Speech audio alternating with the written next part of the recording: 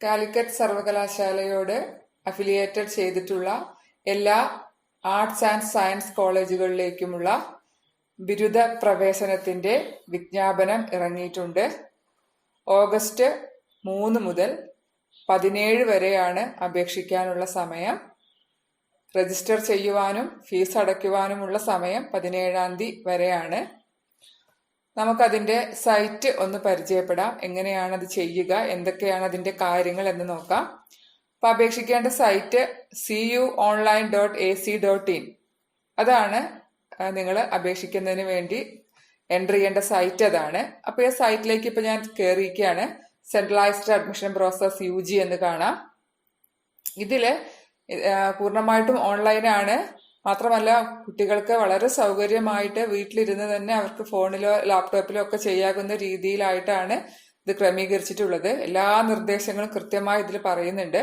അപ്പൊ അതിൽ നോട്ടിഫിക്കേഷൻസ് ഉണ്ട്, അതിന്റെ കാര്യങ്ങൾ നിങ്ങൾക്ക് വായിക്കാം. പ്രോസ്പെക്ടസ് ഉണ്ട്. അതിനെല്ലാം ഉപരി നമുക്ക് ഏറ്റവും സഹായകരമായിട്ട് ഇൻസ്ട്രക്ഷൻസ് ഉണ്ട്. ഇംഗ്ലീഷിലോ മലയാളത്തിലോ നമുക്കത് എടുക്കാം. ഇവിടെ ഞാൻ മലയാളം ഇൻസ്ട്രക്ഷനിലൂടെയാണ് ഇവിടെ പോകുന്നത്.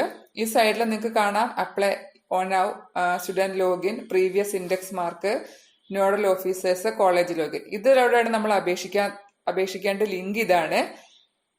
പിന്നീട് കുട്ടികൾക്ക് ലോഗിൻ ചെയ്യാനുള്ള അതാണ് സ്റ്റുഡന്റ് ലോഗിൻ.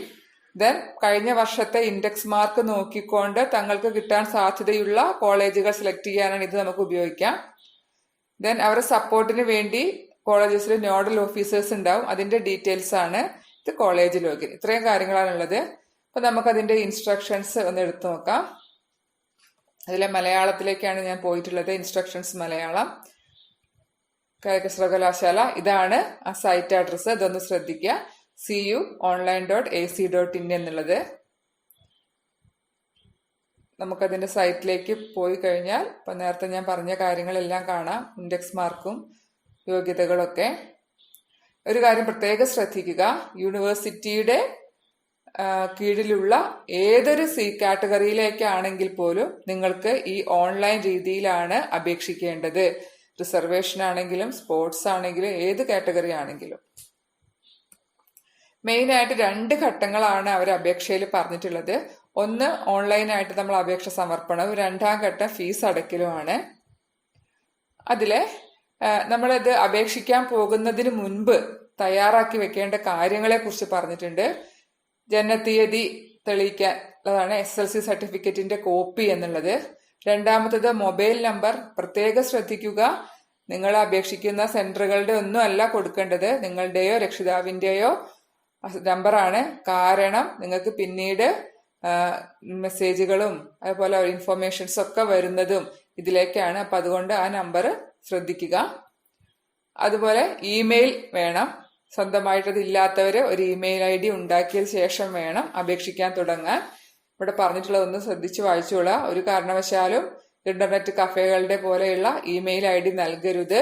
കാരണം അലോട്ട്മെന്റ് പോലെയുള്ള സുപ്രധാനമായ പല കാര്യങ്ങളും അതിലേക്കാണ് വരിക.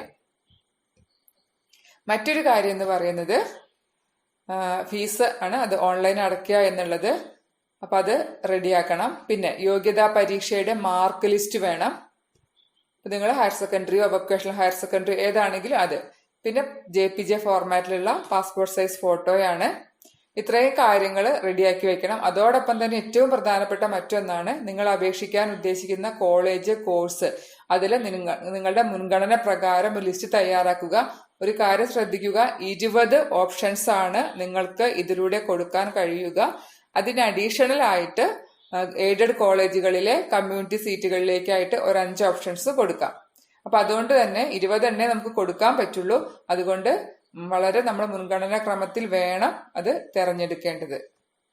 ഈ സൈറ്റിലെ ഡീറ്റെയിൽസ് ഒക്കെ സൈറ്റിൽ ലഭ്യമാണ്, കോളേജിന്റെയും കോഴ്സിന്റെയും ഒക്കെ. അതുപോലെ ശ്രദ്ധിക്കേണ്ട മറ്റൊരു കാര്യമാണ് സ്വാശ്രയ കോഴ്സുകൾ ഉണ്ടായിരിക്കും. അത്തരം കോഴ്സുകൾക്ക് ഫീസ് ഗവൺമെന്റിന്റെ ഫീസ് ആയിരിക്കില്ല, ഗവൺമെന്റ് കോളേജിലെ ഫീസ് ആയിരിക്കില്ല. അപ്പൊ അതും വെബ്സൈറ്റിൽ ലഭ്യമാണ്, ഓരോ വർഷത്തെയും ഫീസ് എങ്ങനെയാന്നുള്ളത്. ഈ സാമ്പത്തിക മുന്നോക്ക വിഭാഗത്തിലെ സാമ്പത്തികമായി പിന്നോക്കം നിൽക്കുന്ന ആളുകൾക്കുള്ള റിസർവേഷൻ ഇതിലൂടെ ഉണ്ട്. അപ്പൊ അതുകൊണ്ട് ആ സർട്ടിഫിക്കറ്റ് ലഭ്യമാകും എന്ന് ഉറപ്പുവരുത്തേണ്ടതാണ്. പിന്നെ വേറൊരു പ്രധാനപ്പെട്ട കാര്യമുള്ളത്, നിങ്ങൾ രജിസ്ട്രേഷൻ പൂർത്തിയാക്കി ഫൈനൽ സബ്മിഷൻ നടത്തി കഴിഞ്ഞാൽ പിന്നീട് നിങ്ങൾക്കതിൽ ഒരു എഡിറ്റ് ചെയ്യാൻ സാധ്യമല്ല. അതുകൊണ്ട് തന്നെ ഫൈനൽ സബ്മിഷന് മുൻപ് കൃത്യമായി പരിശോധിക്കുക.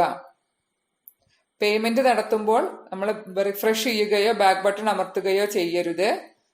പേയ്മെന്റിന് ശേഷം നമുക്ക് എന്ത് ചെയ്യാം, നമ്മൾ അതിൽ നിന്ന് സെഷൻ ഔട്ട് ആവും. അപ്പൊ നമുക്ക് വീണ്ടും നിങ്ങൾക്ക് കിട്ടിയിട്ടുള്ള ക്യാപ് ഐ ഡിയും അതുപോലെ പാസ്വേഡും വെച്ചിട്ട് ലോഗിൻ ചെയ്തിട്ടാണ് പ്രിന്റ് ഔട്ട് എടുക്കാൻ പറ്റുക.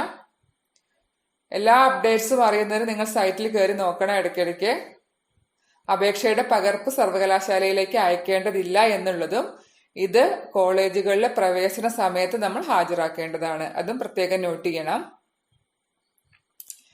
എല്ലാ സംശയങ്ങൾക്കും സൈറ്റുമായിട്ടോ അല്ലെങ്കിൽ നോഡൽ സെന്ററുകൾ ഉണ്ട്, ഞാൻ ആദ്യം പറഞ്ഞു. ആ നോഡൽ സെന്ററുകളായിട്ട് നിങ്ങൾക്ക് കമ്മ്യൂണിക്കേറ്റ് ചെയ്യാം. ഘട്ടങ്ങളെ നമുക്കൊന്ന് പരിചയപ്പെടാം. 1ാം ഘട്ടം ഓൺലൈൻ രജിസ്ട്രേഷൻ ആണെന്ന് പറഞ്ഞിരുന്നു. അവിടെ നമ്മൾ ചെയ്യുന്നത് ക്യാപ് ഐ ഡി ഉണ്ടാക്കുകയാണ്. ദെൻ നമ്മുടെ പേഴ്സണൽ ഡീറ്റെയിൽസ് കൊടുക്കുന്നു. റിസർവേഷൻ, നമുക്ക് എന്തൊക്കെ വെയിറ്റേജ് ബോണസ് പോയിന്റ് ഉണ്ടോ, ഫോട്ടോ അപ്ലോഡ് ചെയ്യുക, നമ്മുടെ അക്കാദമിക് വിവരങ്ങൾ, നമ്മുടെ മാർക്ക് അടക്കമുള്ള കാര്യങ്ങളാണ് അവിടെ പറയുന്നത്. പിന്നീട് കോളേജ് ഓപ്ഷനും ഒക്കെ കൊടുക്കുക. പിന്നെ ആ വിവരങ്ങളൊന്ന് വെരിഫൈ ചെയ്യുക. എന്നിട്ട് അടുത്ത ഘട്ടത്തിലേക്ക് നമ്മൾ പോവാണ്, ഫീസ് അടയ്ക്കുക എന്നുള്ളത്. പിന്നീട് അതിന്റെ പ്രിന്റ് ഔട്ട് എടുത്ത് നമ്മൾ സൂക്ഷിച്ചു വെക്കണം. ഇനി നമുക്ക് രജിസ്ട്രേഷൻ നടപടികളിലേക്ക് നോക്കാം. നല്ല ലേറ്റസ്റ്റ് ആയിട്ടുള്ള പുതിയ വേർഷൻ ബ്രൗസറുകൾ ഉപയോഗിക്കാനാണ് പറയുന്നത്. ആദ്യം എങ്ങനെയാണ് ക്യാപ് ഐ ഡി ജനറേറ്റ് ചെയ്യുക എന്നുള്ളതാണ്. ക്യാപ് ഐ ഡി ചെയ്യുന്നതിന് ആദ്യം നമ്മൾ ആ സൈറ്റിൽ CU ഓൺലൈൻ സൈറ്റിലേക്ക് പോയി അപ്ലൈ നൗ എന്നുള്ള ലിങ്കിലാണ് ക്ലിക്ക് ചെയ്യുക. ഇവിടെ അവർ കാണിച്ചിട്ടുണ്ടതെല്ലാം അപ്ലൈ നൗ എന്നുള്ള ലിങ്കിലാണ് നമ്മൾ ക്ലിക്ക് ചെയ്യേണ്ടത്. ആ ബട്ടണിൽ നമ്മൾ ക്ലിക്ക് ചെയ്തു. സോ എന്ത് ചെയ്യണം, നെക്സ്റ്റ് നമ്മുടെ ഇങ്ങനെ ഒരു വിൻഡോ ആണ് ഓപ്പൺ ആവുക. അപ്പൊ നമുക്കതൊന്ന് അടുത്തൊന്ന് കാണാം, വിശദമായിട്ടൊന്ന് കാണാം. അതിനെ കണ്ടോ, നമ്മൾ കൊടുക്കേണ്ട ഡീറ്റെയിൽസ് എന്തൊക്കെയാണ്? പേര്, date of birth, gender, email I D. ഇതാണ് പറഞ്ഞത്, ഇമെയിൽ ഐ ഡി ക്രിയേറ്റ് ചെയ്തിരിക്കണം. രജിസ്റ്റർ നമ്പർ, ഏത് ബോർഡാണ് എക്സാം എന്നുള്ളത്, സെലക്ട് ബോർഡ്, ഇവിടെ സെലക്ട് ചെയ്യാനുള്ള ഓപ്ഷൻ ഉണ്ട്, നമ്മൾ സെലക്ട് ചെയ്താൽ മതി. ഇയർ ഓഫ് പാസിംഗ്, സ്ട്രീം തുടങ്ങിയ കാര്യങ്ങളാണ് നമ്മളിവിടെ ചെയ്യേണ്ടത്. അതിന് നിങ്ങൾക്ക് സഹായകമായിട്ടുള്ള കാര്യങ്ങളുണ്ട്. സ്ട്രീം എന്ന് പറഞ്ഞാൽ സയൻസ് ആണോ, കൊമേഴ്സ് ആണോ, ഹ്യൂമാനിറ്റീസ് ആണോ, board of exam higher secondary ആണെങ്കിൽ HSC ആവും, വൊക്കേഷണൽ ഹയർ സെക്കൻഡറി ആണെങ്കിൽ VHSC, ആ രീതിയിലാണ് ചെയ്യേണ്ടത്. പിന്നീട് നമ്മുടെ കമ്മ്യൂണിക്കേഷൻ അഡ്രസ്സും ഡീറ്റെയിൽസും ആണ് ഇവിടെ കൊടുക്കേണ്ടത്. ആ കാര്യങ്ങളെല്ലാം കൃത്യമായിട്ട് കൊടുക്കുക. ഇത്രയും കാര്യങ്ങൾ കൊടുത്തു കഴിഞ്ഞ് ശരിയാണെന്ന് ഉറപ്പ് വരുത്തുക. കാരണം ഇതൊന്നും നമുക്ക് പിന്നീട് എഡിറ്റ് ചെയ്യാൻ പറ്റില്ല. അപ്പൊ അതുകൊണ്ട് ശരിയാണെന്ന് ഉറപ്പ് വരുത്തിയ ശേഷം നിങ്ങൾക്ക് എന്ത് ചെയ്യാം, രജിസ്റ്റർ എന്നുള്ള ബട്ടണിൽ ക്ലിക്ക് ചെയ്യാം. അത് രജിസ്റ്റർ ബട്ടൺ ക്ലിക്ക് ചെയ്താൽ ഉടനെ നമ്മൾ കൊടുത്തിട്ടുള്ള ആ മൊബൈൽ നമ്പറിലേക്ക് ഒരു മെസ്സേജ് വരും. അതാണ് നമ്മൾ ക്യാപ് ഐ ഡിയും വരും. അതുപോലെ 6 അക്ക നമ്പർ ഉള്ള ഒരു സെക്യൂരിറ്റി കീയും വരും. ഇനി അങ്ങോട്ട് നിങ്ങൾക്കുള്ള ലോഗിനെല്ലാം ഈ 2 കാര്യങ്ങളാണ് ആവശ്യം. അതുകൊണ്ട് അത് എവിടെയെങ്കിലും എഴുതി തന്നെ വെക്കുക. പിന്നീട് നമ്മൾ നെക്സ്റ്റ് ലോഗിൻ ചെയ്യാൻ പോവാണ്.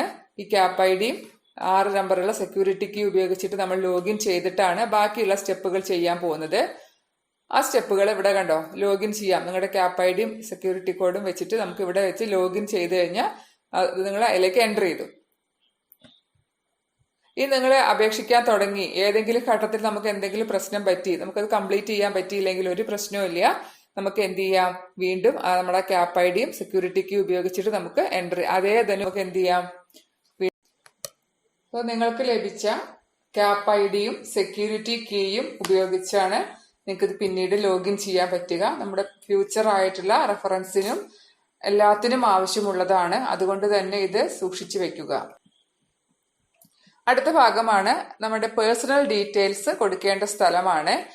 അപ്പൊ അവിടെ നമ്മൾ അതിലോട്ട് കയറുമ്പോൾ തന്നെ നമ്മുടെ പേര്, രജിസ്റ്റർ നമ്പർ തുടങ്ങിയ കാര്യങ്ങളാണ് നമ്മൾ ഓൾറെഡി കൊടുത്ത ഡീറ്റെയിൽസ്, ബോർഡ്, സ്ട്രീം കാര്യങ്ങളൊക്കെ. പിന്നെ അതിൽ ഒരു കാര്യം ശ്രദ്ധിക്കുക, ഇവിടെ ഈ 1 എന്നുള്ളത് എത്ര ചാൻസ് എടുത്തു നമ്മൾ എക്സാം ക്വാളിഫൈ ചെയ്യാൻ.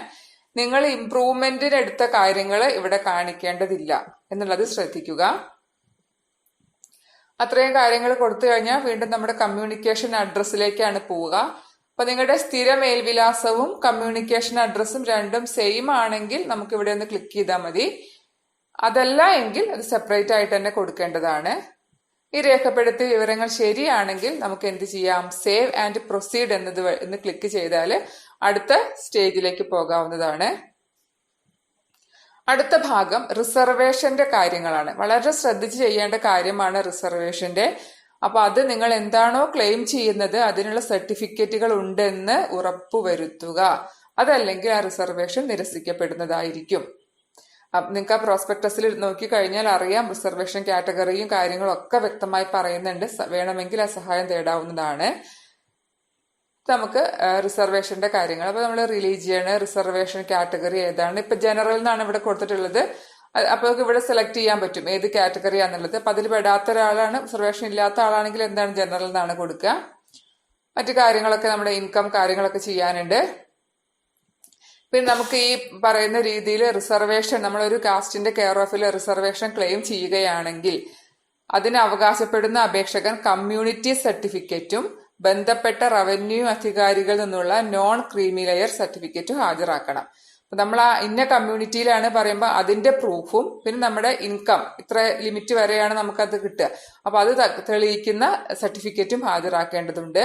ഇനി ഇത് പ്രത്യേകം ശ്രദ്ധിക്കേണ്ടത് എക്കണോമിക്കലി ബാക്ക്വേർഡ് ആയിട്ടുള്ള ഫോർവേഡ് കമ്മ്യൂണിറ്റിക്കാർക്ക്, മുന്നോക്ക സംവരണമാണ് ഇവിടെ കാണിക്കുന്നത്. അപ്പൊ ഇവിടെയും നമ്മൾ അതിന്റെ കാര്യങ്ങൾ കൊടുത്തു, അതാണോ അല്ലയോ എന്നുള്ളത് നമുക്ക് സെലക്ട് ചെയ്യാം. ഇനി അങ്ങനെയാണ് യെസ് എന്നാണ് നമ്മൾ കൊടുക്കുന്നതെങ്കിൽ എന്ത് ചെയ്യണം? അത് തെളിയിക്കുന്ന സർട്ടിഫിക്കറ്റ് നമുക്ക് ഹാജരാക്കാൻ കഴിയും എന്നുള്ളത് ഉറപ്പാക്കുക. മറ്റൊന്ന്, കമ്മ്യൂണിറ്റി സീറ്റുകളിൽ അലോട്ട്മെന്റ് ലഭിക്കുന്ന പക്ഷം നമ്മൾ അവിടെ നമ്മൾ എന്താക്കണം? നമ്മൾ ആ കമ്മ്യൂണിറ്റിയിൽ പെടുന്നതാണ്. എഗെയിൻ നിങ്ങൾക്ക് അവിടെ എന്ത് വേണം? കമ്മ്യൂണിറ്റി സർട്ടിഫിക്കറ്റ് ആവശ്യമാണ്. ഇതെല്ലാം നമ്മൾ തെരഞ്ഞെടുത്ത് നമ്മൾ സ്പോർട്സ് കോട്ട, ഇത് അടുത്തത് സ്പോർട്സ് കോട്ടയാണ് ഇവിടെ കാണിക്കുന്നത്. അതാണെങ്കിൽ എസ് എന്ന് തെരഞ്ഞെടുക്കുമ്പോൾ നമ്മൾ ഏതാണ് അതിന്റെ സർട്ടിഫിക്കറ്റ് നമുക്ക് അവിടെയും ഹാജരാക്കാൻ. നിങ്ങൾ ഒരു കാര്യം മനസ്സിലാക്കാൻ, നമ്മൾ എന്താണോ ക്ലെയിം ചെയ്യുന്നത് അതിന്റെ സർട്ടിഫിക്കറ്റുകൾ കയ്യിലുണ്ടായിരിക്കണം. നെക്സ്റ്റ് നമ്മൾ എവിടെയും ഇതെല്ലാം ചെയ്ത് കഴിഞ്ഞാൽ സേവ് ആൻഡ് പ്രൊസീഡ് ആണ്. അതുവഴി അടുത്ത സ്റ്റേജിലേക്ക് പോവാണ്. വെയിറ്റേജ് വിവരങ്ങൾ രേഖപ്പെടുത്തൽ, നമ്മുടെ ബോണസ് പോയിന്റുകൾ, അതുപോലെ ഡിസബിലിറ്റിയും ഇവിടെയാണ് ചെയ്യേണ്ടത്. ഡിസബിലിറ്റിയുടെ മെഡിക്കൽ സർട്ടിഫിക്കറ്റ് ഉണ്ട് എന്നുള്ളത് ഉറപ്പാക്കുക. ഇതാണ് ഡിസബിലിറ്റിയുടെ ഏരിയ. ദെൻ വെയിറ്റേജ് ഡീറ്റെയിൽസ് ആണ്. അപ്പൊ നമുക്ക് അവിടെ നമ്മളെ പ്രോഗ്രാമുകൾ സ്റ്റേറ്റിലൊക്കെ പങ്കെടുത്തതിന്റെ സ്ഥാനങ്ങളൊക്കെ കൊടുക്കാവുന്നതാണ് ഇവിടെ. ആ ഡീറ്റെയിൽസ് ആണ് നമ്മൾ ഇവിടെ എൻ്റർ ചെയ്യേണ്ടത്. HSC ആണെങ്കിലും VHSC ആണെങ്കിലും അത് ആർട്സ് ഫെസ്റ്റിവൽ അങ്ങനത്തെ കാര്യങ്ങളൊക്കെയാണ് ഇവിടെ ചെയ്യേണ്ടത്. യോഗ്യതയുള്ള ബോണസ് ആണ്. ഇത് വളരെ ശ്രദ്ധിച്ച് വേണം നമ്മൾ ചെയ്യാൻ. ഇതിന് സർട്ടിഫിക്കറ്റ് ഉണ്ടായിരിക്കണം. പിന്നെ NSS, NCC, SPC ഇവയിൽ ഏതെങ്കിലും ഒന്ന് മാത്രമേ നമുക്ക് തിരഞ്ഞെടുക്കാൻ പറ്റുള്ളൂ. ആ കാര്യം ശ്രദ്ധിക്കുക. അതില് കൃത്യമായിട്ട് പറഞ്ഞിട്ടുണ്ട്. നമുക്കവിടെ എന്താണ് ഇവിടെയാണ് നോക്കുക. NSS സർട്ടിഫിക്കറ്റ്സിന്റെ കാര്യം ഇവിടെ പറയുന്നുണ്ട്. അപ്പൊ അതിന്റെ ക്രൈറ്റീരിയകൾ ഇവിടെ പറഞ്ഞു. അതുപോലെ NCCയുടെ കാര്യം പറയുന്നുണ്ട്, SPCയുടെ. അപ്പൊ ഇത്തരം കാര്യങ്ങൾ, ലിംഗ്വിസ്റ്റിക് മൈനോറിറ്റി, ഭാഷാന്യൂനപക്ഷങ്ങളുടെ കാര്യമാണ്. അപ്പൊ ഇതെല്ലാം വളരെ ശ്രദ്ധയോടുകൂടി രേഖപ്പെടുത്തുക. അതിനുശേഷം നമുക്കത് സേവ് ആൻഡ് പ്രൊസീഡ് ചെയ്ത് അടുത്ത സ്റ്റേജിലേക്ക് പോകാം. ഫോട്ടോ അപ്ലോഡ് ചെയ്യാണ്. അത് പറഞ്ഞിട്ടുണ്ട് 60 KB ആണ് അതിന്റെ ഒരു സൈസ് പറഞ്ഞിട്ടുള്ളത്. അപ്പൊ അത് പ്രകാരമുള്ള ഫോട്ടോ ആ ഒരു ഫോർമാറ്റിൽ JPG ഫോർമാറ്റ് ആണ്. അപ്പൊ അത് പ്രകാരമുള്ള ഫോട്ടോ നമുക്ക് ഇവിടെ ശ്രദ്ധിക്കുന്ന ഒരു കാര്യം കൂടെ ഇവിടെ പറയുന്നുണ്ട്. ഒന്ന് കാണാം. മുഖം വ്യക്തമാകുന്ന രീതിയിൽ വേണം നമ്മളിവിടെ ഫോട്ടോ ക്രമീകരിക്കാൻ. അത് ചെയ്തിട്ട് നമ്മളിവിടെ ചേഞ്ച് ഇമേജ് എന്നുള്ള ബട്ടണിൽ ക്ലിക്ക് ചെയ്ത് കഴിഞ്ഞാൽ നമ്മുടെ ഫോട്ടോ ഇവിടെ വരുന്നതായിരിക്കും. അത്രയും ആയി കഴിഞ്ഞാൽ ഫോട്ടോ അപ്ലോഡ് ചെയ്ത് കഴിഞ്ഞു. സോ നെക്സ്റ്റ് സ്റ്റേജിലേക്ക് പോവാം. സേവ് ആൻഡ് പ്രൊസീഡ് ആണ് വീണ്ടും ചെയ്യേണ്ടത്. അടുത്തത് അക്കാദമിക് ഡീറ്റെയിൽസ് ആണ്. അവിടെ നമ്മുടെ മാർക്കിന്റെ കാര്യങ്ങളാണ്. അപ്പൊ മാർക്ക് വരും. നിങ്ങളുടെ രജിസ്റ്റർ നമ്പറും ഈ വർഷം +2 കഴിഞ്ഞ കുട്ടിയാണെങ്കിൽ രജിസ്റ്റർ നമ്പറും ബോർഡൊക്കെ കൊടുത്തുമ്പോൾ സ്ക്രീനിൽ മാർക്ക് സ്വമേധയാ വരും. ഇനി അതല്ല, അത് വരികയാണെങ്കിൽ അത് ശരിയാണെന്ന് ഉറപ്പാക്കുക. അല്ലെങ്കിൽ നമ്മൾ എന്ത് ചെയ്യുക? മാർക്ക് രേഖപ്പെടുത്തുക എന്നുള്ളതാണ്. വളരെ ശ്രദ്ധയോടുകൂടി സർട്ടിഫിക്കറ്റിന്റെ സഹായത്തോടു കൂടി തന്നെ ഈ ഓർഡറിൽ വേണം നമ്മുടെ മാർക്ക് എൻറ്റർ ചെയ്യാൻ. ഇവിടെ ടോട്ടൽ മാർക്ക് വരും. ദെൻ അടുത്ത സ്റ്റെപ്പിലേക്ക് പോവാനായിട്ട് സേവ് ആൻഡ് പ്രൊസീഡ് എന്നുള്ള ബട്ടണിൽ ക്ലിക്ക് ചെയ്യാം. ഇനി ഇത് വളരെ ശ്രദ്ധയോടെ ചെയ്യേണ്ട മറ്റൊരു കാര്യമാണ്, നമുക്ക് വേണ്ട കോളേജും കോഴ്സും ഒപ്റ്റ് ചെയ്യുക എന്നുള്ളത്. 20 ഓപ്ഷൻസ് ആണ് നമുക്ക് ഇവിടെ കൊടുക്കാൻ പറ്റുക എന്നുള്ളത് കൊണ്ട് തന്നെ അതിനെ നിങ്ങൾ സഹായിക്കാനാണ് നമ്മുടെ ആ സൈറ്റിന്റെ ഓപ്പണിംഗിൽ തന്നെ കഴിഞ്ഞ വർഷത്തെ ഓരോ കോളേജിലും ഓരോ ഇതിലും പോയാൽ എത്ര ഇൻഡെക്സ് മാർക്ക് എത്രയായിരുന്നു, ലാസ്റ്റ് റാങ്ക് ഡീറ്റെയിൽസ് എന്ത് എനിക്ക് കിട്ടാൻ സാധ്യതയുണ്ടോ, അതൊക്കെ അറിയാനുള്ള സൗകര്യമുണ്ട്. അത് പ്രയോജനപ്പെടുത്തി വേണം നമ്മൾ ഇത് അപേക്ഷിക്കാനായിട്ട്. അപ്പൊ അത് ഈ രീതിയിൽ ചെയ്യാം. പിന്നെ വേറൊരു കാര്യം അവിടെ ഉള്ളത്, കോഴ്സുകളുടെ ഫീസ് വ്യത്യാസമുണ്ടായിരിക്കും. അതുപോലെ സെൽഫ് ഫിനാൻസിങ്, ഇപ്പൊ ഒരു എയ്ഡഡ് കോളേജ് ആണെങ്കിലും അതിൽ ചിലപ്പോൾ സെൽഫ് ഫിനാൻസിങ് കോഴ്സ് ഉണ്ടാവും. അപ്പൊ അതിന്റെ ഫീസ് വേറെ ആയിരിക്കും. അപ്പൊ ഫീസ് സ്ട്രക്ചർ നമുക്ക് ആ സൈറ്റിന്റെ ഫ്രണ്ട് വിൻഡോയിൽ ലഭ്യമാണ്. അത് നോക്കാം. ദെൻ നമുക്ക് ലിസ്റ്റ് ആദ്യമേ തയ്യാറാക്കി വെക്കാൻ പറഞ്ഞിരുന്നു. അത് പ്രകാരമാണ് നമ്മൾ എൻട്രി ചെയ്യേണ്ടത്. ഇവിടെ നോക്കിയാൽ നമുക്ക് കാണാം പ്രിയോറിറ്റി. ഞാൻ ഒന്നാമതായിട്ട് എനിക്ക് കിട്ടണം എന്ന് ആഗ്രഹിക്കുന്ന കോളേജ്, ഇപ്പൊ ഉദാഹരണം കാണിച്ചിരിക്കുകയാണ്. പാലക്കാട് വിക്ടോറിയ കോളേജ് ആണെങ്കിൽ അവിടുത്തെ ഞാൻ ഉദ്ദേശിക്കുന്ന കോഴ്സ് ബികോം ഫിനാൻസ്. സോ അതാണ് എന്റെ ഫസ്റ്റ് ചോയ്സ്, എന്റെ ഫസ്റ്റ് പ്രിഫറൻസ് അതാണ്. ദെൻ അടുത്ത കോളേജ് കൊടുക്കാം, അവിടുത്തെ കോഴ്സ്. തേർഡ് കോളേജ്, അവിടുത്തെ കോഴ്സ്. അപ്പൊ അതിലിപ്പോ നമ്മൾ ബികോം ആണെങ്കിൽ തന്നെ അതിൽ ഫിനാൻസ് ഉണ്ടാവാം, കോപ്പറേഷൻ ഉണ്ടാവാം, കമ്പ്യൂട്ടർ ആപ്ലിക്കേഷൻ ഉണ്ടാവാം. അപ്പൊ അതിൽ നിങ്ങളിപ്പോ ഫിനാൻസ് ആണെങ്കിൽ ഏത് കോളേജിലാണോ ഫിനാൻസ്, ആ കോളേജുകളിലെ ഫിനാൻസുകൾ ആദ്യം കൊടുക്കുക. അതല്ല നിങ്ങൾക്ക് കോളേജിനാണെങ്കിൽ പ്രിഫറൻസ് എങ്കിൽ ആ രീതിയിൽ ചെയ്യാം.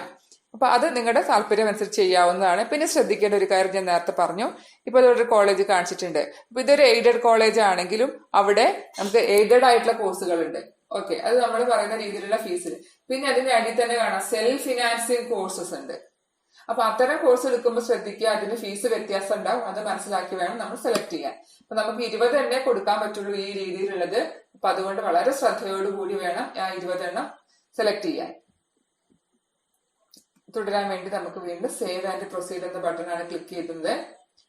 ഇനി മറ്റൊരു കാര്യമുള്ളത്, എയ്ഡഡ് കോളേജുകളിൽ കമ്മ്യൂണിറ്റി കോട്ട ഉണ്ടാവും. ഇപ്പൊ എയ്ഡഡ് കോളേജ് ആകുമ്പോൾ അത് ഓരോ കമ്മ്യൂണിറ്റികളുടെ കീഴിലായിരിക്കും വരിക. അപ്പൊ അവിടെ നമുക്ക് എന്തുണ്ടായിരിക്കും, കമ്മ്യൂണിറ്റി കോട്ടകൾ ഉണ്ടായിരിക്കും. അപ്പൊ നമ്മൾ ഈ പറഞ്ഞ 20 ഓപ്ഷൻസ് കൂടാതെ ഒരു 5 ഓപ്ഷൻസ് നമുക്ക് കമ്മ്യൂണിറ്റി കോളേജിൽ കൊടുക്കാൻ പറ്റും. അവിടെയും നമുക്ക് എന്ത് ചെയ്യാം, കോളേജും കോഴ്സും സെലക്ട് ചെയ്യാം. ഓപ്ഷൻസ് കാണാം, വേണമെങ്കിൽ എഡിറ്റ് ചെയ്യാം എന്നുള്ളതാണ്. അപ്പൊ ഇവിടെ 5 കോളേജസ് ആണ് നമുക്ക് കൊടുക്കാൻ പറ്റുക. കോളേജിന്റെ പേര് സെലക്ട് ചെയ്ത് കഴിഞ്ഞാൽ അവിടെ ലഭ്യമായ പ്രോഗ്രാംസ് നമുക്ക് കാണാൻ പറ്റും. അതിൽ നമുക്ക് താല്പര്യമുള്ള പ്രോഗ്രാംസ്, അങ്ങനെ 5 ഓപ്ഷൻസ് നമുക്ക് കമ്മ്യൂണിറ്റിയിൽ കൊടുക്കാം. Save and proceed. നമ്മൾ നോക്കണം കേട്ടോ, ഏത് കമ്മ്യൂണിറ്റിക്കാണ് അവിടെ സീറ്റ് ലഭ്യം എന്നുള്ളത് മനസ്സിലാക്കണം. പിന്നീട് നമ്മളൊരു കാര്യം ശ്രദ്ധിക്കുക, നമ്മൾ രേഖപ്പെടുത്തിയ വിവരങ്ങൾ ശരിയാണ് എന്ന് 1-2 തവണ വെരിഫൈ ചെയ്ത ശേഷമാണ് നമ്മൾ ഫൈനൽ സബ്മിഷൻ നടത്തേണ്ടത്. ഫൈനൽ സബ്മിഷൻ നടത്തി കഴിഞ്ഞാൽ പിന്നെ നമുക്ക് എഡിറ്റ് ചെയ്യാൻ പറ്റില്ല. അതുകൊണ്ട് തന്നെയാണ് വിവരങ്ങൾ ശരിയാണെന്ന് ഉറപ്പ് വരുത്തുക. ടേക്ക് ഡ്രാഫ്റ്റ് പ്രിന്റ് ബട്ടണിൽ ക്ലിക്ക് ചെയ്ത് നമുക്ക് പ്രിന്റ് ഔട്ട് എടുക്കുകയോ ഡൗൺലോഡ് ചെയ്യുകയോ ചെയ്യാം, ആ വെരിഫിക്കേഷൻ നടത്തി കഴിഞ്ഞ ശേഷം. വീണ്ടും പറയാണ്, ശരിയാണെന്ന് ഉറപ്പ് വരുത്തുക. അവസരം ഇനി ലഭ്യമല്ല എന്നുള്ളത് മനസ്സിലാക്കുക. തെറ്റുണ്ടെങ്കിൽ നമുക്ക് പോയിട്ട് അത് മാറ്റം വരുത്താവുന്നതാണ്. അപ്പൊ നമുക്ക് ഇങ്ങനെയാണ് ഇത്രയും നേരം നമ്മൾ ചെയ്തു. നമ്മുടെ ഫോട്ടോ, നമ്മുടെ ഡീറ്റെയിൽസ്, കാര്യങ്ങളെല്ലാം നമുക്ക് കാണാം, ചെക്ക് ചെയ്യാം. എന്തെങ്കിലും തെറ്റുണ്ടെങ്കിൽ അത് എഡിറ്റ് ചെയ്യാനൊക്കെ പറ്റും. ഡ്രാഫ്റ്റ് പ്രിന്റ് എടുക്കാനുള്ള ബട്ടൺ നമുക്ക് പ്രിന്റ് എടുക്കുകയോ ഡൗൺലോഡ് ഇടുകയോ ചെയ്യാമെന്നാണ് പറഞ്ഞിട്ടുള്ളത്.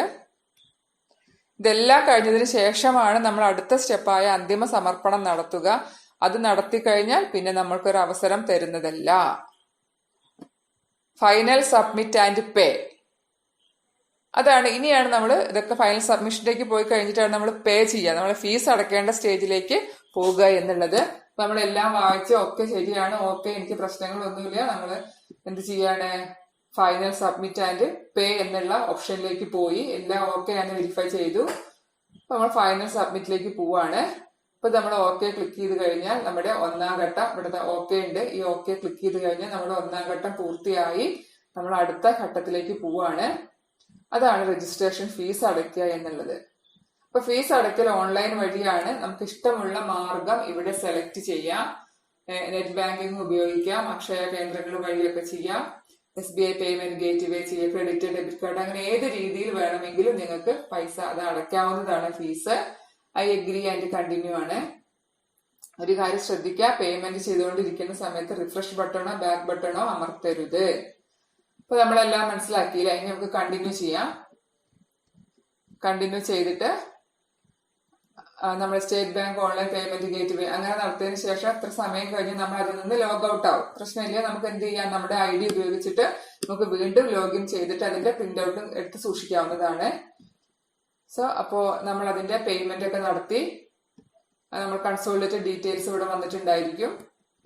ഇതില് വേറൊരു കാര്യം നമുക്കുള്ളത്, ഈ രജിസ്ട്രേഷൻ ഫീസ് അടച്ചതിന്റെ ചെലാൻ നമുക്ക് എടുക്കാൻ പറ്റും. ഇവിടെയാണ് രജിസ്ട്രേഷൻ ഫീ ഡീറ്റെയിൽസ് ഉണ്ട്. ഇവിടെ നിന്ന് നമുക്ക് എന്ത് ചെയ്യാം, ആ ഒരു ചെലാൻ റെസിപ്റ്റ് എടുത്ത് നമുക്ക് പ്രിന്റ് എടുത്ത് വെക്കാം. അത് നമുക്ക് അഡ്മിഷൻ സമയത്ത് ആവശ്യം വരുന്നതാണ്.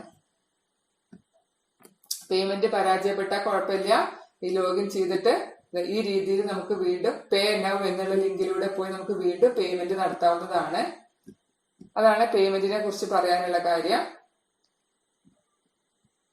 ഇത് അതുപോലെ വേറൊരു കാര്യം, നമ്മുടെ ഈ അപേക്ഷയുടെ പകർപ്പൊന്നും നമ്മൾ എവിടേക്കും അയക്കേണ്ടതില്ല എന്നുള്ളത് മനസ്സിലാക്കുക. അപ്പൊ നമ്മൾ ഈ ഫൈനൽ സബ്മിഷൻ നടത്തി പേയ്മെന്റ് ഒക്കെ നടത്തി കഴിഞ്ഞാൽ നമ്മൾ 2 കോപ്പികൾ ഉണ്ടായിരിക്കും. ഒന്ന് നമുക്കുള്ള കോളേജിന്റെ കോപ്പി ഉണ്ടാവും, നമുക്കുള്ള കോപ്പി ഉണ്ടായിരിക്കും. അതിലെ കോളേജിന്റെ കോപ്പി എന്നുള്ളത് നമ്മൾ അഡ്മിഷൻ സമയത്ത് കോളേജിൽ ഹാജരാക്കാനുള്ളതാണ്. ഇനി നമുക്കിതെല്ലാം വായിച്ച് മനസ്സിലാക്കിയിട്ട് നമുക്ക് സംശയങ്ങൾ ഉണ്ടെങ്കിൽ ഓരോ കോളേജുകളിലും അവിടെ നമുക്ക് നോഡൽ സെന്ററുകൾ ഉണ്ടാവും. അവിടെ ചാർജിലുള്ള ഒരു നോഡൽ ഓഫീസർ ഉണ്ടാവും. അവരെ നമുക്ക് കോണ്ടാക്ട് ചെയ്യാവുന്നതാണ്.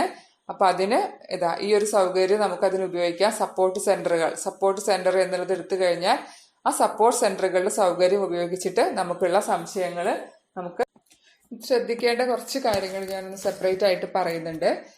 അതായത് bachelor of theatre arts BTA, അതുപോലെ BA മ്യൂസിക്, വോക്കൽ, വീണ, മൃദംഗം, വയലിൻ തുടങ്ങിയ കോഴ്സുകൾക്ക് നമ്മൾ CAP വഴി കമ്പൽസറി ആയിട്ട് രജിസ്റ്റർ ചെയ്യണം. അങ്ങനെ രജിസ്റ്റർ ചെയ്ത കാൻഡിഡേറ്റ്സിന്റെ ലിസ്റ്റ് അതായത് കോളേജുകളിലേക്ക് കൊടുക്കുന്നതായിരിക്കും. അതിനുശേഷം ആ കോളേജോ അല്ലെങ്കിൽ സെന്ററുകളോ അവരൊരു ആപ്റ്റിറ്റ്യൂഡ് ടെസ്റ്റ് നടത്തിയിട്ടാണ് കുട്ടികളെ അതിലേക്ക് എൻട്രി ചെയ്യുക. അപ്പൊ അക്കാര്യം ഒന്ന് ശ്രദ്ധിക്കുക. മറ്റൊന്ന് SCBC നമ്മൾ നേരത്തെ കണ്ടിരുന്നു. അതിന്റെ മുഴുവൻ പേര് socially and educationally backward communities ആണ്. ഈ പറയുന്ന ഇഴവ, മുസ്ലിം തുടങ്ങിയവയാണ് അതിൽ വരുന്ന കമ്മ്യൂണിറ്റീസ്. അപ്പൊ അവർക്ക് അതില് ക്ലെയിം ചെയ്യണമെങ്കിൽ നേരത്തെ നമ്മൾ അപ്പുറത്ത് കണ്ടിരുന്നു, അത് അവിടെ കമ്മ്യൂണിറ്റി സർട്ടിഫിക്കറ്റും അതുപോലെ നോൺ ക്രീമിലെയർ സർട്ടിഫിക്കറ്റും ഹാജരാക്കേണ്ടതുണ്ട്. റവന്യൂവിൽ നിന്നാണ് അത് വാങ്ങേണ്ടത്. ആ കാര്യം ശ്രദ്ധിക്കുക. അത്തരം സർട്ടിഫിക്കറ്റുകളൊക്കെ റെഡിയാക്കി വയ്ക്കുക. മറ്റൊന്ന് EWS ആണ്, എക്കണോമിക്കലി വീക്കർ സെക്ഷൻസ്. മുന്നോക്ക വിഭാഗങ്ങളിലെ സാമ്പത്തികമായി പുറകോട്ട് നിൽക്കുന്നവർക്കുള്ള സംവരണം. ഈ വർഷം മുതലാണ് അത് പ്രാബല്യത്തിൽ വന്നിട്ടുള്ളത്. അപ്പൊ അതിന് വേണ്ട സർട്ടിഫിക്കറ്റ്സിന്റെ ജിയോ അവിടെ പറഞ്ഞിട്ടുണ്ട്. അപ്പൊ അത് ശ്രദ്ധിക്കേണ്ടത് community certificate along with the income and asset certificate. നമ്മൾ മുന്നോക്കമാണ് എന്നുള്ളതിന്റെ ആണ് കമ്മ്യൂണിറ്റി, അതായത് റിസർവേഷൻ കാറ്റഗറിയിലൊന്നും വരുന്നതല്ല. മറ്റൊന്ന് നമ്മുടെ ഇൻകം ആൻഡ് അസറ്റ്, നമ്മൾ എക്കണോമിക്കലി ബാക്ക്വേർഡ് ആണ് എന്ന് തെളിയിക്കുന്നതിനുള്ള സർട്ടിഫിക്കറ്റ് ആണത്. അപ്പൊ അത് വില്ലേജ് ഓഫീസറോ തഹസിൽദാറോ ആണ് ഇഷ്യൂ ചെയ്യുക. അത് ഹാജരാക്കിയാലേ നമുക്ക് EWS കാറ്റഗറി ക്ലെയിം ചെയ്യാൻ പറ്റുള്ളൂ. മറ്റൊരു ഡോക്യുമെന്റ്സും അതിന് റേഷൻ കാർഡ് പോലുള്ള കാര്യങ്ങളൊന്നും അതിന് ആക്സെപ്റ്റബിൾ അല്ല എന്നുള്ളത് മനസ്സിലാക്കുക. ഫീ പേയ്മെന്റ് വേണമെന്ന് പറഞ്ഞിരുന്നു. ഓൺലൈൻ ആണ്. ജനറൽ കാറ്റഗറിക്ക് 280, SC/ST കാൻഡിഡേറ്റ്സിന് 115 ആ ഫീസ്. അതൊന്ന് ശ്രദ്ധിക്കുക. മറ്റൊരു കാര്യം, ഇപ്പൊ നമ്മൾ ആപ്ലിക്കേഷൻ ഒക്കെ ചെയ്തു, നമ്മൾ പ്രിന്റ് ഔട്ട് ഒക്കെ എടുത്തു. 2 പ്രിന്റ് ഔട്ടിന്റെ കാര്യം നേരത്തെ പറഞ്ഞിരുന്നു. അതെല്ലാം എടുത്തു കഴിഞ്ഞ് ട്രയൽ അലോട്ട്മെന്റ് ആണ് നമുക്ക് ആദ്യം വരിക. ട്രയൽ അലോട്ട്മെന്റിന് നമുക്ക് അവൈലബിൾ ആയിട്ടുള്ള ഒരു സൗകര്യം എന്ന് പറയുന്നത് കാൻഡിഡേറ്റ് സ്റ്റുഡൻസിന് അവരുടെ ഓപ്ഷൻസ് റീഅറേഞ്ച് ചെയ്യാനുള്ള ഒരു അവസരം ട്രയൽ അലോട്ട്മെന്റ് ലഭ്യമാണ്. അപ്പൊ അത് വരുന്നത് ശ്രദ്ധിക്കുക. നിങ്ങളുടെ ഓപ്ഷൻസ് ഒന്നുകൂടെ നോക്കുക. മാറ്റം വരുത്തണമെങ്കിൽ വരുത്താവുന്നതാണ്. ഇനി നമുക്ക് അലോട്ട്മെന്റ് 3 ഘട്ടത്തിലായിട്ടാണ്. ഫസ്റ്റ്, സെക്കൻഡ് ആൻഡ് തേർഡ്, അങ്ങനെ 3 മെയിൻ അലോട്ട്മെന്റ്സ് ആണ് എല്ലാ കാറ്റഗറിക്കും പൊതുവായിട്ടുള്ളത്. അപ്പൊ അതിൽ ഒരു കുട്ടിക്ക് അലോട്ട്മെന്റ് കിട്ടിക്കഴിഞ്ഞാൽ നമ്മൾ തയ്യാറാക്കി വെക്കണം. കോളേജിലേക്ക് പോകുന്നതിന് മുന്നേ തയ്യാറാക്കി വെക്കണം. ഇത്രയും രേഖകൾ കൊണ്ടാണ് നമ്മൾ പോകേണ്ടത്. ഒന്നാമത്തത് അഡ്മിറ്റ് കാർഡാണ്. അതായത് നമുക്ക് അലോട്ട്മെന്റ് ലഭിച്ച കുട്ടിക്ക് അത് പ്രിന്റ് എടുക്കുന്നതാണത്. രണ്ടാമത്തത് നമ്മൾ ആദ്യം അപേക്ഷ സമർപ്പണ വേളയിൽ പ്രിന്റ് എടുത്ത് വെച്ചിട്ടുണ്ട്. അതിലൊന്ന് കോളേജ് കോപ്പിയാണ്. അത് നമ്മൾ അപ്പൊ ഒന്നും ചെയ്യേണ്ട. ആ പ്രിന്റഡ് കോളേജിലേക്കുള്ള കോപ്പിയാണ് അഡ്മിഷൻ സമയത്ത് നമ്മൾ കോളേജിൽ ഹാജരാക്കേണ്ടത്. മൂന്നാമത്തത് നേരത്തെ സൂചിപ്പിച്ചതാണ്, ചെലാൻ റെമിറ്റ് ചെയ്തതിന്റെ ആ റെസീപ്റ്റ് പ്രിന്റ് എടുത്ത് വെക്കണം എന്ന്. അതാണ് മൂന്നാമതായിട്ട് വേണ്ടത്. നാലാമത്തത് ഏജ് പ്രൂഫാണ്. നമുക്കതിന് SSLC ഉപയോഗിക്കാം, അതല്ലെങ്കിൽ മറ്റേതെങ്കിലും ഏജ് കാണിക്കുന്ന രേഖകൾ ഉപയോഗിക്കാവുന്നതാണ്. ക്വാളിഫയിങ് സർട്ടിഫിക്കറ്റ്, നിങ്ങളുടെ +2 VHSC എന്താണെങ്കിൽ അത്. മറ്റൊന്ന് മാർക്ക് ലിസ്റ്റ് വേണം, ക്വാളിഫൈ എക്സാമിന്റെ. TC വേണം, ലാസ്റ്റ് അറ്റൻഡ് ചെയ്ത ഇൻസ്റ്റിറ്റ്യൂഷന്റെ. Then conduct certificate, then SSLC. മറ്റൊന്ന് തുല്യതാ സർട്ടിഫിക്കറ്റ് ആണ്, നമുക്കിപ്പോൾ ഇവിടെ ബാധകമല്ല. CBSE VHSC എല്ലാം അതൊന്നും അല്ലാത്തവർക്കാണത്. മറ്റൊന്ന് നോൺ ക്രീമി ലെയർ ആണ്. അതാണ് നമ്മൾ നേരത്തെ സൂചിപ്പിച്ച SC BC കാറ്റഗറിയിൽ വരുന്നവർക്കൊക്കെ നോൺ ക്രീമി ലെയർ വേണം. പിന്നെ അതുപോലെ നിങ്ങൾ നാറ്റിവിറ്റി, കമ്മ്യൂണിറ്റി അത്തരം സർട്ടിഫിക്കറ്റുകൾ നിർബന്ധമായും റെഡിയാക്കി വെക്കുക. അപ്പൊ non creamy layer, nativity certificate, community certificate. മറ്റേതാണ് EWS. ആ EWSൽ അതിൽ കമ്മ്യൂണിറ്റിയും അതുപോലെ അതോടൊപ്പം തന്നെ എന്തുകൂടെ കാണിച്ചിട്ടുണ്ടായിരിക്കും, അവരുടെ ഇൻകം ആൻഡ് അസറ്റ്. അതുകൊണ്ടാണ് അത് വേറെ പറഞ്ഞത്. അത് നമ്മൾ എന്തിന്റെയൊക്കെയാണോ ബോണസ് പോയിന്റുകൾ ക്ലെയിം ചെയ്യുന്നത് അതിന് പ്രൂഫ് ആയിട്ടുള്ള NCC, SPC, അതുപോലെ യൂത്ത് ഫെസ്റ്റിവൽ എന്തൊക്കെയാണോ അതിന്റെ എല്ലാ സർട്ടിഫിക്കറ്റ്സുകളും കോളേജിൽ നിങ്ങൾ ഹാജരാക്കേണ്ടതുണ്ട്. അക്കാര്യം പ്രത്യേകം ശ്രദ്ധിക്കുക. മറ്റൊരു കാര്യം കൂടി സൂചിപ്പിക്കട്ടെ, ഫോട്ടോ അപ്ലോഡ് ചെയ്യേണ്ടതുണ്ട്. ആ ഫോട്ടോ 60 KB താഴെ, ലെസ് ദാൻ 60 KB ആയിരിക്കണം എന്നുള്ളത് പ്രത്യേകം ശ്രദ്ധിക്കുക. എന്നാലാണ് നമുക്ക് ആ ഇമേജ് അപ്ലോഡ് ചെയ്യാൻ പറ്റൂ. അപ്പൊ ഇത്രയും കാര്യങ്ങളാണ് ഞാൻ നേരത്തെ സൂചിപ്പിച്ചതിൽ നിന്നും നമ്മൾ കുറച്ചുകൂടി ശ്രദ്ധ കൊടുക്കേണ്ടത്. ഞാൻ ഒന്നുകൂടി പറഞ്ഞതേ ഉള്ളൂ. അപ്പൊ നിങ്ങൾ ആ കോഴ്സിന്റെയും കോളേജിന്റെയും ലിസ്റ്റ് വളരെ കെയർഫുൾ ആയിട്ട് ചെയ്യുക. അത് യൂണിവേഴ്സിറ്റി സൈറ്റിൽ നിന്ന് നിങ്ങൾക്ക് അതിന്റെ കൂടുതൽ വിവരങ്ങൾ കിട്ടും. അപ്ലൈ ചെയ്യുന്നതിന് മുൻപ് സെൽഫ് ഫിനാൻസിങ് ആണോ അല്ലയോ എന്നുള്ള കാര്യങ്ങളൊക്കെ ഒന്ന് ഉറപ്പുവരുത്തുക. നിങ്ങൾക്ക് കോളേജുകളും കോഴ്സുകളും കണ്ടെത്താൻ നമുക്ക് എളുപ്പത്തിൽ തന്നെ കണ്ടെത്താം. അതെങ്ങനെയാണെന്ന് നോക്കാം. അതിൽ ഇപ്പൊ ഞാൻ സെർച്ച് ചെയ്യാൻ പോവുകയാണ്. നമ്മുടെ സൈറ്റ് cuonline.ac.in, ആ സൈറ്റിലേക്ക് പോവാം. അപ്പൊ ഇങ്ങനെയാണ് നമുക്കൊരു വിൻഡോ കിട്ടുക. അതില് UG എന്നുള്ള ഭാഗം ഒന്ന് ക്ലിക്ക് ചെയ്താൽ മതി. UG. ഓക്കെ. അപ്പൊ നമുക്ക് നമ്മുടെ ആ അപേക്ഷിക്കുന്ന സൈറ്റിലേക്കാണ് നമ്മൾ പോവുക. അതില് ഇവിടെ ശ്രദ്ധിക്കാം, നമുക്ക് കോഴ്സുകളും കോളേജുകളും അറിയാനുള്ള മാർഗം ഇവിടെയുണ്ട്. ആദ്യം നമുക്ക് കോഴ്സ് നോക്കാം. ഇപ്പൊ നമുക്കൊരു കോഴ്സ് സെലക്ട് ചെയ്യാം. നിങ്ങൾ പഠിക്കാൻ ആഗ്രഹിക്കുന്ന ഒരു കോഴ്സ്, അത് ഏതാണെങ്കിലും നമ്മളൊരു കോഴ്സ് സെലക്ട് ചെയ്യാം. ഇപ്പൊ ഞാൻ എടുത്തു BA ഫങ്ഷണൽ ഇംഗ്ലീഷ് ആണ് എനിക്ക് പഠിക്കേണ്ടത്. അപ്പൊ എനിക്ക് അടുത്തത് നമുക്കറിയാം, പാലക്കാട്, കോഴിക്കോട്, മലപ്പുറം, തൃശ്ശൂർ, വയനാട്, ഇത്രയും ജില്ലകളാണ് നമുക്ക് ഇതിൽ അവൈലബിൾ. കോഴിക്കോട്, മലപ്പുറം, പാലക്കാട്, തൃശ്ശൂർ, വയനാട് ഇവിടേക്കുള്ള കോളേജുകളിലേക്കാണ് കാലിക്കറ്റ് യൂണിവേഴ്സിറ്റിയുടെ കീഴിൽ വരിക. അപ്പൊ ഞാൻ സെലക്ട് ചെയ്തു, എനിക്ക് മലപ്പുറം ജില്ലയാണ് ഞാൻ നോക്കുന്നത്. Okay, search. അപ്പൊ മലപ്പുറം ജില്ലയില് BA ഫങ്ഷണൽ ഇംഗ്ലീഷ് കോഴ്സ് ഉള്ള കോളേജുകളാണ്. നിങ്ങൾക്ക് എളുപ്പമാണ്. ഇതാ എയ്ഡഡ് ആണെന്ന് കാണിച്ചിട്ടുണ്ട്, ഇത് ഗവൺമെന്റ് ആണ് എന്നുള്ളത് കാണാം, ഇവിടെ അൺഎയ്ഡഡ് ആണെന്നുള്ളത് കാണാം. മാത്രമല്ല വേറൊരു കാര്യം കൂടെ, അവിടെ അവൈലബിൾ ആയ സീറ്റ് കൂടി കാണാവുന്നതാണ്. ഇനി കണ്ടോ, ഇത് കോഴ്സ്, ഇത് സെൽഫ് ഫിനാൻസിങ് ആണ്. അപ്പൊ നിങ്ങൾക്ക് അറിയാം ഫീസ് വ്യത്യാസം ഉണ്ടായിരിക്കും, ഗവൺമെന്റ് കോളേജിലെ ഫീസ് അല്ല വരിക. അപ്പൊ ഈ രീതിയിൽ നിങ്ങൾക്ക് കോളേജ്, അത് ടൈപ്പ് ഏതാണ്, സീറ്റ് ഏതാണ്, സീറ്റ് എത്ര ഉണ്ടെന്നുള്ളത് അറിയാം.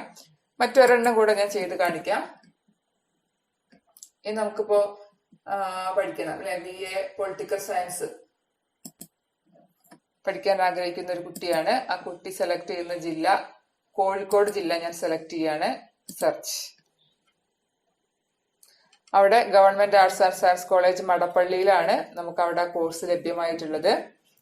അപ്പൊ ഞങ്ങൾക്ക് ജില്ല ഒന്ന് മാറ്റി കൊടുത്തു നോക്കാം. തൃശ്ശൂർ ജില്ലയിലെ കോളേജുകളും കൂടി എനിക്ക് അറിയണം. തൃശ്ശൂർ ജില്ലയിലാകുമ്പോൾ കേരളവർമ്മ തൃശ്ശൂരുണ്ട്, അത് എയ്ഡഡ് ആണ്. ഇത് എയ്ഡഡ്, ഗവൺമെന്റ് അൺഎയ്ഡഡ്. അപ്പൊ ഒരു കാര്യം ശ്രദ്ധിക്കുക, ഇതൊരു എയ്ഡഡ് കോളേജ് ആണ്, പക്ഷെ അവിടുത്തെ ഈ കോഴ്സ് എന്താണ്, ഇറ്റ് ഈസ് സെൽഫ് ഫിനാൻസിങ്. അത്തരം കാര്യം നമ്മുടെ എയ്ഡഡ് കോളേജിലെ എല്ലാ സീറ്റും നമ്മൾ സാധാ ഗവൺമെന്റ് ഫീസിലുള്ളതാണ് നിങ്ങൾ വിചാരിക്കരുത്. അതിൽ സെൽഫ് ഫിനാൻസിങ് കോഴ്സുകൾ ഉണ്ടാവും. അത്തരം കാര്യങ്ങൾ ശ്രദ്ധിക്കുക. അപ്പൊ നമുക്ക് എങ്ങനെയാണ് കോഴ്സിന്റെ അടിസ്ഥാനത്തിൽ കോഴ്സ് എങ്ങനെ കണ്ടെത്താന്നുള്ളത് മനസ്സിലായല്ലോ. അപ്പൊ ഇവിടെ ഇഷ്ടംപോലെ കോഴ്സുകൾ ഉണ്ട്. BSc ജിയോളജി പഠിക്കണം. BSc ജിയോളജി പഠിക്കണമെങ്കിൽ നമുക്ക് എന്ത് ചെയ്യാം, മലപ്പുറത്തെ BSc ജിയോളജി നോക്കുകയാണ് ഞാൻ. അവൈലബിൾ ആയിട്ടുള്ള കോളേജ് ടൈപ്പ്. ഇത്തരത്തിൽ നമുക്ക് എന്ത് ചെയ്യാം, ഒരു കോഴ്സ് സെലക്ട് ചെയ്തിട്ട് അത് ഒരു ജില്ലയിൽ ഏതൊക്കെ കോളേജാണെന്ന് കണ്ടെത്താം. മറ്റൊന്ന് നമുക്കിനി കോളേജുകളെ അറിയണം. കോളേജുകളെ അറിയണമെങ്കിൽ സെലക്ട് കോളേജ് ടൈപ്പ്. ടൈപ്പ് നമുക്ക് ഗവൺമെന്റ് ആവാം, എയ്ഡഡ് ആവാം, സെൽഫ് ഫിനാൻസിങ് കോളേജസ് ആവാം, വിമൻസ് കോളേജസ് ഉണ്ട്. അപ്പൊ എനിക്ക് ഗവൺമെന്റ് കോളേജാണ് അറിയേണ്ടത്. കോഴിക്കോട് ഏതൊക്കെ ഗവൺമെന്റ് കോളേജസ് ഉണ്ട്? നമുക്ക് ഉത്തരം കിട്ടിക്കഴിഞ്ഞു. CKG മെമ്മോറിയൽ കോളേജ് ഉണ്ട്, പേരാമ്പ്രയില്, കാലിക്കറ്റ് യൂണിവേഴ്സിറ്റി സെന്റർ. അപ്പൊ ഇത്രയും കോളേജുകൾ ഏതിൽ വരുന്നുണ്ട്? ഇത് യൂണിവേഴ്സിറ്റി സെന്റർ ആണ് എന്നുള്ളത് ശ്രദ്ധിക്കാം. ബാക്കിയുള്ളത് ഇത്രയും ഗവൺമെന്റ് കോളേജസ് ആണ് കാലിക്കറ്റിൽ ഉള്ളത്. അപ്പൊ നിങ്ങൾക്ക് ഗവൺമെന്റ് കോളേജിന് പകരം വേറെ കൊടുക്കാം. ഏതൊക്കെയാണ്? വിമൻസ് ഓൺലി കോളേജ് എന്ന് എനിക്ക് അറിയണം. സോ ഞാൻ എന്ത് ചെയ്യുന്നു? വിമൻസ് ഓൺലി കോളേജ് കാലിക്കറ്റിൽ കൊടുത്തു. ഓക്കെ, സെർച്ച് ചെയ്തു. ഇതാ. അപ്പൊ ഈ രീതിയിൽ നിങ്ങൾക്ക് തന്നെ കണ്ടെത്താം കോഴ്സുകൾ ഏതൊക്കെയാണ്. ഒരു കോഴ്സിന്റെ പേര് പറഞ്ഞു, ഏതൊക്കെ കോളേജിലുണ്ട്, കോളേജുകൾ ഏതൊക്കെയാണ്. ഇത്തരം കാര്യങ്ങളെല്ലാം വെച്ചുകൊണ്ട് വേണം നിങ്ങൾക്ക് ഓപ്ഷൻ കൊടുക്കാനുള്ള ലിസ്റ്റ് തയ്യാറാക്കാൻ. ഇനി ഓരോ കോഴ്സിലേക്കും വേണ്ട എലിജിബിലിറ്റി, അതിന്റെ ഇൻഡെക്സ് തുടങ്ങിയ കാര്യങ്ങളും ഇതിൽ ലഭ്യമാണ്. അപ്പൊ അതുകൊണ്ട് ഒരു കാര്യം മനസ്സിലാക്കുക, നമുക്ക് തന്നെ കൃത്യമായിട്ട് വിവരങ്ങൾ അറിഞ്ഞതിന് ശേഷം മാത്രം ഓപ്ഷൻസ് കൊടുക്കുക. 20 ഓപ്ഷൻസ് കൊടുക്കാൻ പറ്റൂ എന്നുള്ളത് ഞാൻ ഒരിക്കൽ കൂടി ഓർമ്മിപ്പിക്കുകയാണ്. അപ്പൊ ഇത്രയുമാണ് നമുക്ക് കാലിക്കറ്റ് യൂണിവേഴ്സിറ്റിയുടെ ഡിഗ്രി നോട്ടിഫിക്കേഷനെ കുറിച്ച്, അതെങ്ങനെയാണ് അപേക്ഷിക്കേണ്ടത് എന്നുള്ള കാര്യങ്ങളെ കുറിച്ച് ഇത്രയുമാണ് പറയാനുള്ളത്. അപ്പൊ മറ്റൊരു വീഡിയോയുമായി വരുന്നത് വരെ എല്ലാവർക്കും നന്ദി, നമസ്കാരം. പുതിയ വീഡിയോസിന്റെ നോട്ടിഫിക്കേഷൻസ് കൃത്യമായി കിട്ടുന്നതിനായി ചാനൽ സബ്സ്ക്രൈബ് ചെയ്തതിനു ശേഷം ബെൽ ബട്ടൺ ഒന്ന് ക്ലിക്ക് ചെയ്യുക.